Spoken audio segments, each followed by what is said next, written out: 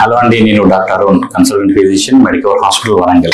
ఈ మధ్య చాలా మందికి రెగ్యులర్ చెకప్స్ కింద అల్ట్రాసౌండ్ స్కానింగ్ అయింది అబ్డమిన్. అందులో చాలా మందికి ఫ్యాటీ లివర్ అని వచ్చింది, గ్రేడ్ 1 గ్రేడ్ 2 అని. అందరూ డౌట్ ఏంటంటే మరి ఫ్యాటీ లివర్ ఏం సరే ఏమన్నా జాగ్రత్త పడాలా, నాకేం లేదు కదా అని చెప్పి చాలా మంది అంటుండే. ఇది దానికోసం ఏంటంటే వాళ్ళు చెప్పిన విషయం, ఫ్యాటీ లివర్ అనేది ఈ మధ్య చాలా సాధారణంగా కనబడుతున్న విషయం. 1/3 ఆఫ్ అవర్ పాపులేషన్, దాదాపు 30 నుంచి 35% of our population fatty liver disease ఉంది. అండ్ ఈ మధ్య కాలంలో అది చాలా స్పీడ్ గా పెరిగిపోతుంది. దాదాపు 5 రెట్లు వేగంగా ఫ్యాటీ లివర్ డిసీజ్ అనేది పెరిగిపోతుంది. మెయిన్ గా ఎందుకు అంటే ఒబెసిటీ, లావుగా ఉండడం.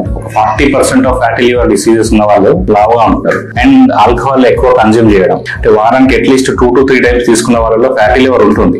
తర్వాత షుగర్ ఉన్న వాళ్ళకి, డయాబెటీస్ మిలిటస్, వీళ్ళలో కూడా ఫ్యాటీ లివర్ డిసీజ్ ఉంటుంది.